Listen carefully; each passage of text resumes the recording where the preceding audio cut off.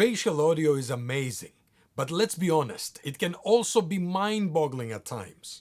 Fear not, my immersive audio clan, because today we're going to further our understanding by breaking down 5 key spatial audio concepts as beautifully explained in Francis Rumsey's spatial audio book, and all that in under 10 minutes.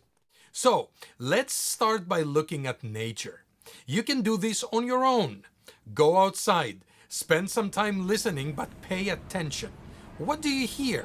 What makes it feel outdoors?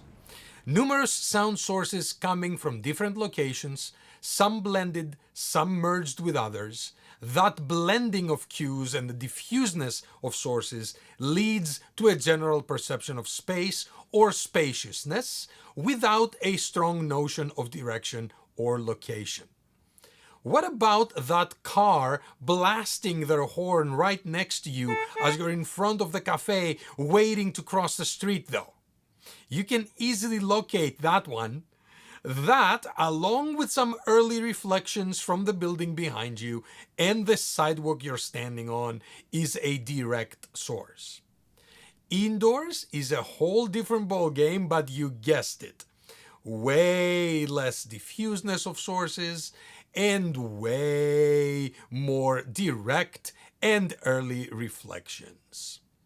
And that is the difference between ambient and direct sound sources, and a main concept along with psychoacoustics that we need to understand to get a good grasp of spatial audio. Did I say psychoacoustics? Our ears and brain are out of this world. They constantly work together to help us localize sound through the detection of timing or phase differences between the ears, and of amplitude or spectral differences between the ears. But the difference in those signals that reach our ears is what really matters. Why? Well, your ears are on your head. Left ear, right ear, whole bunch of stuff, including your brain right in the middle. There is time delay between when the ears hear a direct sound, which by the way is called the binaural delay, and it is at a maximum of 0.65 milliseconds. But your head is not a dummy head microphone. Your head moves. High frequencies you can hear, but also get blocked by your head, your shoulders, what is called the shadowing effect. All this is what you might have come across as HRTF, head-related transfer function, and now PHRTF, personalized HRTF, where your ears, head, and shoulders are scanned, and a model of them gets applied to your binaural monitoring environment, like headphones and VR sets. Think about it. In a loudspeaker setup, 2-channel stereo is spatial audio. With phantom centers and all, it practically has the same issues as multichannel surround, or these days Atmos.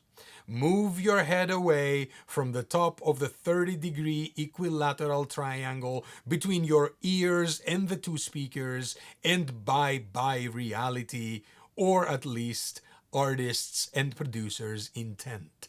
But is it the same for headphones? Bauer in 1961 pointed out that if stereo signals designed for reproduction on loudspeakers were fed to headphones, there would be too great a level difference between the ears compared with the real-life situation, and that the correct interval delays would not exist. This results in an unnatural stereo image which does not have the expected sense of space and appears to be inside the head. Inside the head.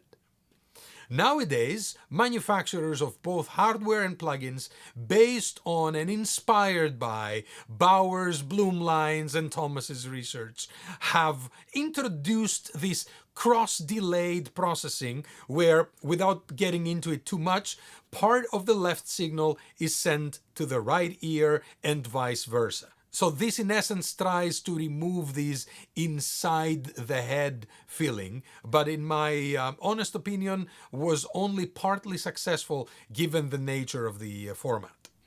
Binaural audio, on the other hand, sounds great on headphones, but while stereo and its in-the-head feeling on headphones has been quite acceptable, binaural does not work well in loudspeakers without additional processing, and market economics, as with anything really, takes over.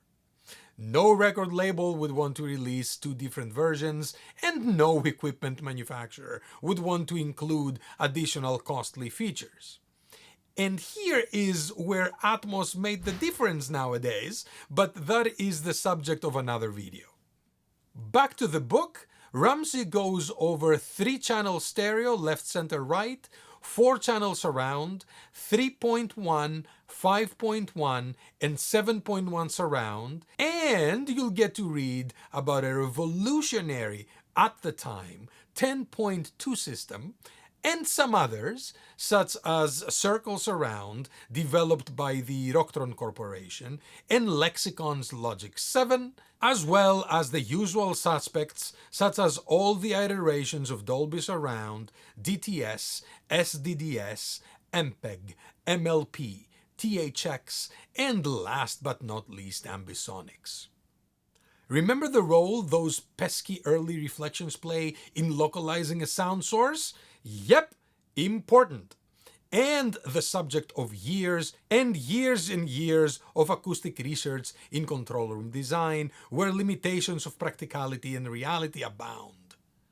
So, in order to be able to play sound in a 3D field while producing or mixing immersive audio, you need to be able to hear it properly so your brain won't get fooled.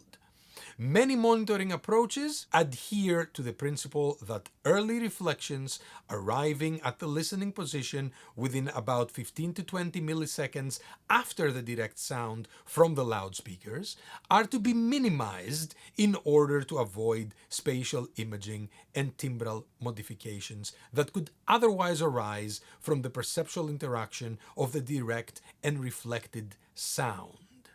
That was a mouthful. Rumsey goes on to describe some of the international standards and guidelines for surround sound control room acoustics, including those from the AES Technical Committee on Multichannel and Binaural Audio, of which Rumsey is the chairman. These are for a listening room. And the Japanese HDTV Surround Forum and its multi-channel specifications are for mixing rooms. He goes on with further information on loudspeaker placement and alignment, including bass management and LFE use, and also a very detailed section on what to do with the center loudspeaker, with the main point being that it should be in the left, center, right arc, meaning a bit further back than the left and right speakers, and not closer to the listening position. Though if worse comes to worse, it could be slightly delayed when tuning the room. One of my favorite parts of the book is the section about recording techniques. So, how do we capture spatial audio, immersive sound? Simple. Stick a whole bunch of microphones all over the place in a room, but in specified locations and with specified distances between them. Usually either a single closely spaced array of mics or front and rear mics separately, both based on different approaches for the accurate depiction of sources, phantom images, and capture of the actual space. One of these setups, the Fukada tree, based on the Decca tree, sounds great, though Rumsey says not as precise as other techniques when it comes to front imaging. This is simple to set up if you have the mics and the space. It uses cardioids with a couple of Omni outriggers. Go ahead and try it out. It's really, really cool. But there's even more in this amazing book, like 2 and 3 channel recording techniques and artificial reverberation and room simulation, to name a few. And all this without assuming you have a PhD, and with minimal math and circuit diagrams.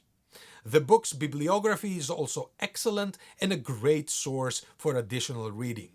Small word of caution that in no way diminishes the book's value though, is that this book is now over 20 years old, as I mentioned before, which means even though all the info still applies, it is somewhat outdated when it comes to the developments in the field, such as binauralization, object audio, ambisonics, even though it does mention it briefly, but most importantly, Dolby Atmos.